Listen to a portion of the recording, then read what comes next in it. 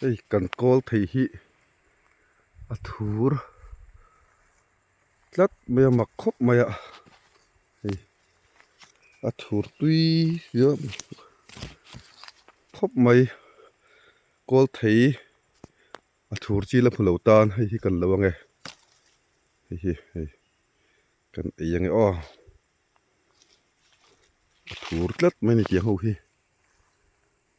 horti khan an luat thina ma khan an phunani horti phunani la hi ara hei ro tlanual maya ara vel helai mi ho hi kan thian ten an ei dong em o kan hon sak do minute kan lo sakang tlema zong a khai thur lu tuk ka ya ha tim mai do lom le a khai an ei ve sim sim tan kan lawange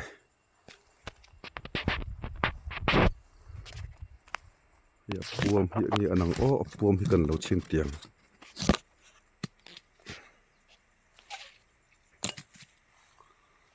ta puam hi kan lo chin nge hi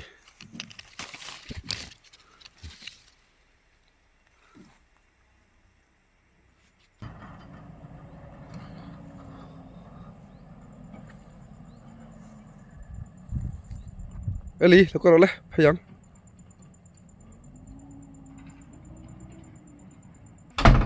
hei kol thei a thur chi chu ni a thur du chuanin a tui khop mai hi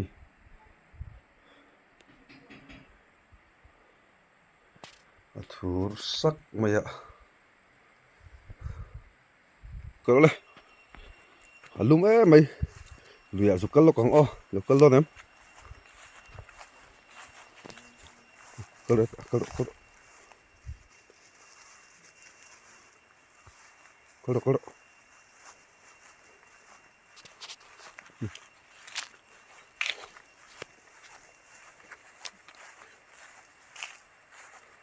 luya azukin chi adayang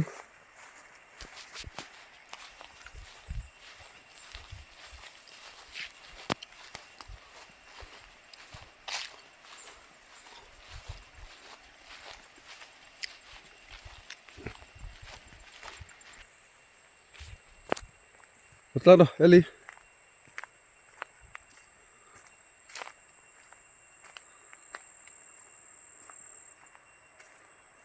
Kalau kong pon lo sam to ni hi.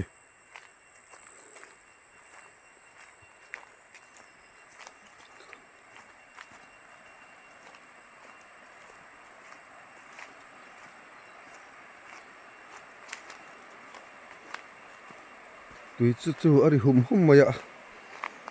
Tui tamani chu.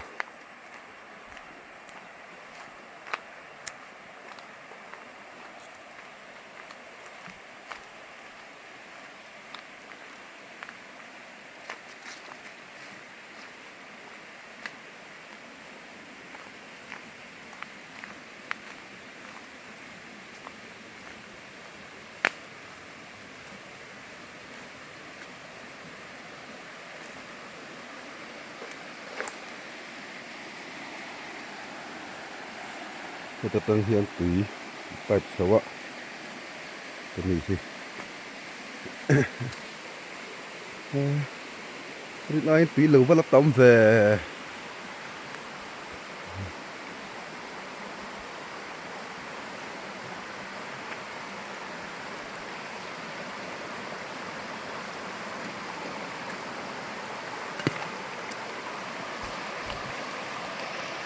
Rit nai tui lo tam de mai à hay. Mà chuanin em te chu om thin ani luang dem chu thina tu na chuan hei nó tam khop mai tui lai hian tui kan chenga nge kan bua la nge ho chawang o to a ho chaw le phatang o kro le kita chawang le to ko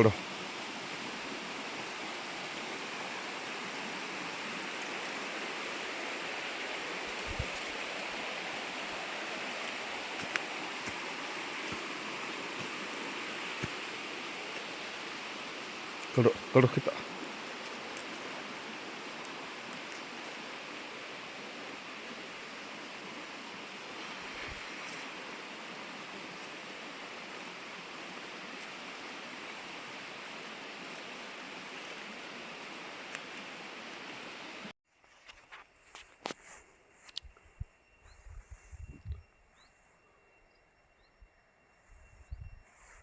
lai hi thing phong ma min pakhat a awm a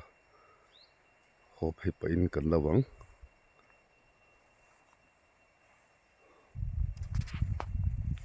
saw lamah sawnin kan ven chin anga tuk tur te balhla tuk tur te lo awang em kol thei po hei lo mina hei kan kol thei hi ama khop mai hei a thur chi pakhat hi kan lawang e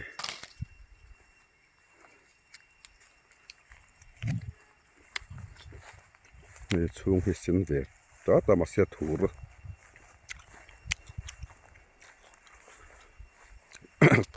kol thei thur ani hi lai chu anim thei hle mai sam thei ngai ni lai chu him tlat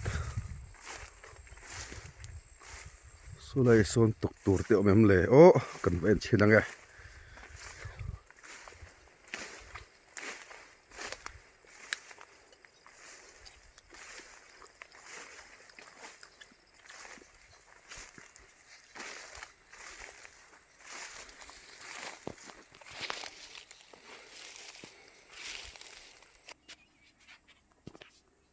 so lai mi soni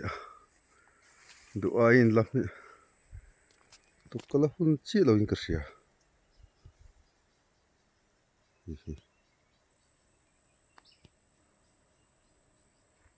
kar liat tuka la mi poi tu kala hun do do hatin kasia ni ki po hi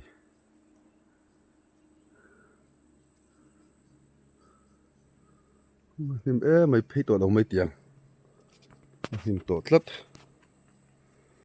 hei kan ho do na tuna hian ho turin kan bus se meka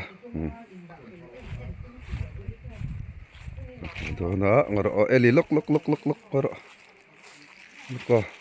ko alok eli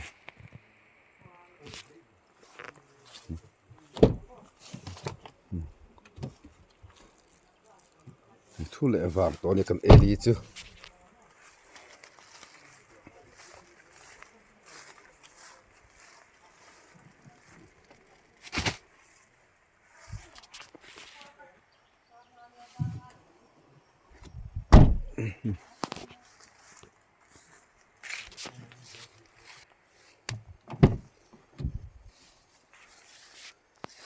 eli kha lo chuang le thar to bi e he lo chuang le thar ta kan lo thur o hei kan ho don kan ho phei me ke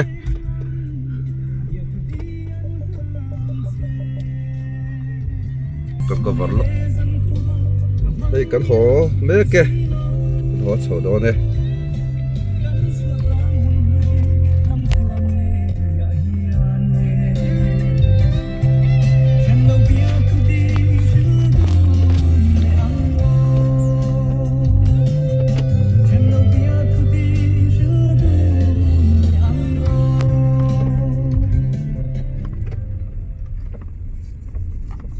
नमस्ते आकाशवाणी में आपका फिर से स्वागत है आपके साथ इज़ोल बुई आज का ये हमारा आखिरी खंड होने जा रहा है